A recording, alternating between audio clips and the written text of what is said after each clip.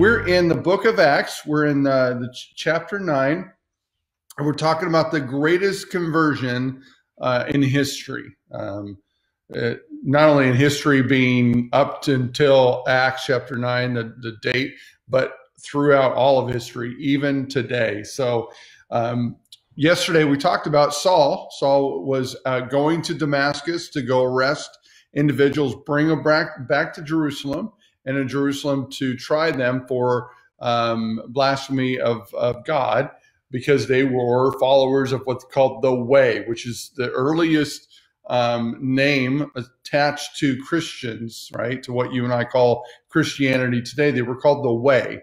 And it was so striking because it talked about the direction that they were going, also how they thought, how they acted.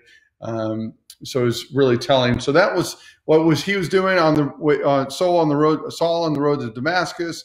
He gets close to Damascus, and Jesus appears, blinds him, and tells him, "Why, Saul, why are you persecuting me?" And then tells him, "Hey, you need to go in the city." And so that's where we find Saul. Saul's in the city of Damascus right now. He's blind.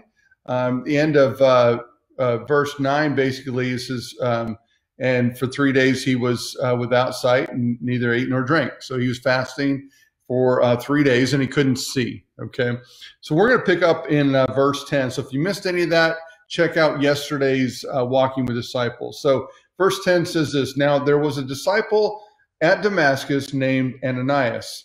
The Lord said to him in a vision, 'Ananias.' And he said, 'Here I am, Lord.'" Interesting conversation. So who's Ananias? We know he's a disciple that lives in Damascus. More than likely, from what we can understand, Ananias was actually an individual that lived in Damascus. And I point that out. I know it says that, but this is why I'm saying that. Because remember what was happening. There was a ton of persecution in Jerusalem, and so the disciples spread out. Right? So Ananias doesn't seem like he's a transplant from Jerusalem, but rather he's actually an individual that grew up or lived in Damascus. Okay, that's why I make the difference there. So what else do we know about him? He's not an apostle, because remember, the apostles were considered the 12 disciples of Jesus. And he wasn't an elder. You know, we've kind of talked about Stephen and Philip and how they were elders, right? They had been chosen, appointed to help out with the daily distribution of food. So we've got this man, and all of a sudden Ananias appears. You know, what's also interesting about Ananias is the conversation that he has with God. All right, because if you read through text a lot of times and think about yourself, right? If God all of a sudden said to you, "Hey, Ananias," or in this case, James, right? Or as we see in the Bible, when God appears, right, talks to people, a lot of times they're kind of bewildered. They're like, this is really weird. Well, this is different. I fall down, I humble myself, get on my face. But Ananias doesn't do that. All he does is, "Here I am, Lord," which reminds me of the calling of Samuel. When Samuel was a little boy and he was in the temple, and God would call Samuel. Remember, he would run to the priest, and the priest said, "I didn't call you, I didn't call you, I didn't call you." And finally, Samuel says, "Here I am, Lord, speak," right?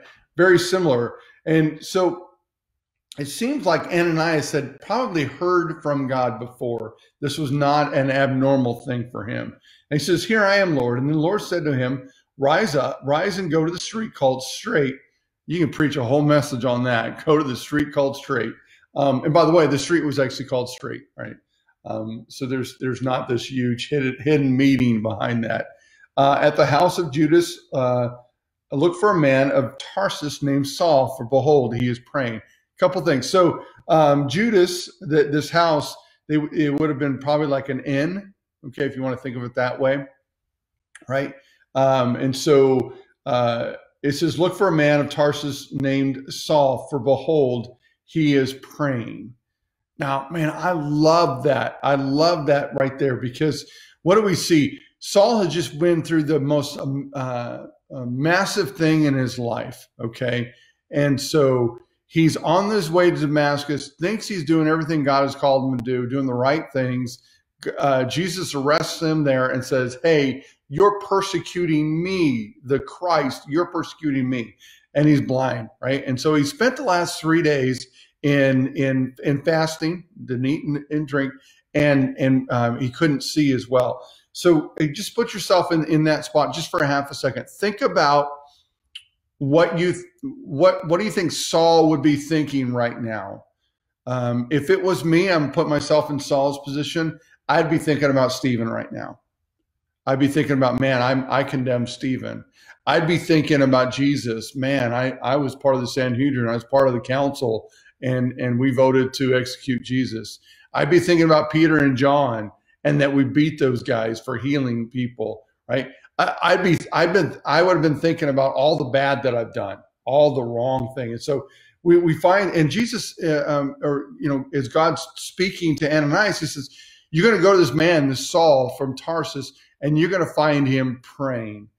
And guys, can I tell you, that's where, man, I pray that that's what God would say about you and I, that when we're in our moments, whether high moments or low moments, that he could say to people, hey, go to James's house. You're going to find him praying, right? Because I'm going to answer, and this is going to be my answer. And he says, he says that you're going to go to this house. You'll find a man from Tarsus named Saul. He's praying, and he has seen in a vision a man named Ananias come in and lay his hands on him so that he might regain his sight. Ananias's response is one that, again, I can relate to, because he says, Lord, I've heard many things about this man, how much evil he's done to your saints in Jerusalem. And here he is the authority from the chief priests to bind all who call on his name. Ananias is saying, hey, God, FYI, I don't know if you recognize this or not. This is the guy that's got orders to come arrest people like me. And you want me to go to him. But God's response in verse 15 says, but the Lord said to him, go, for he is a chosen instrument of mine to carry my name before the Gentiles and kings and children of Israel, for I will show him how much he must suffer for the sake of my name. He tells Ananias, I know, I understand, but he's my chosen vessel. Can I just speak to you just for a half a second that this speaks to me so much, that when God puts an unction in me, when God tells me to go talk to somebody, it doesn't matter if they're the ugliest of the ugliest people, if they're the ones that have hurt me or tried to hurt me or tried to kill me. If God puts something in me to speak into someone's life that's going to bring them life, what he's saying is, I've chosen them. I've chosen them. It's not for you to decide, but I've chosen them. They are my chosen instrument to do my will. And by the way, he tells Ananias, I'm going to show Saul, right? In this case, I'm going to show Saul everything he's going to have to put up with, all the stuff. And that's, again, that kind of gives us a hint of what God has been speaking to Ananias, or to Saul during his prayer. So Ananias not arguing with God anymore. Just FYI, we should put that one in our head. Like, okay, if God says do it, do it. So Ananias departed and entered the house, and laying his hands on him, he said, Brother Saul, the Lord Jesus has appeared to you on the road by which you came, has sent me so that you may regain your sight and be filled with the Holy Spirit. Two massive things here, okay? And it says that, and laying his hands on him, he said, now, how did the story start? Well, the story started with Saul going to the chief priest, right, to Caiaphas, and saying, hey, give me letters so I can lay hands on those of the way and bind them and bring them back to Jerusalem. And then God's like, hey, I'm going to show you the people that you wanted to lay your hands on. They're going to come and lay their hands on you, and you're going to receive sight. You're going to be healed. You're going to be anointed. That is our God. Right? That he's going to use all things for the good for those who are called according to his plans and purpose, and those that love him. And so he's like, Saul's like, I'm going to lay hands on people in the wrong way, right? And God says, well, I'm going to show you what it's really like to lay hands. And so he takes this moment and you see Saul, murderous threats, I'm going to kill some people, I'm going to lay hands on them. And then you see God say, no, I'm going to use Ananias, and he's going to lay his hands on you, and he's going to heal you in love, right? Because that's the next part of that. It says that Ananias, after laying his hands on him, he said, brother Saul, not Saul of Tarsus, not Saul, you Pharisee, not Saul, you murderous, evil man who's trying to kill me.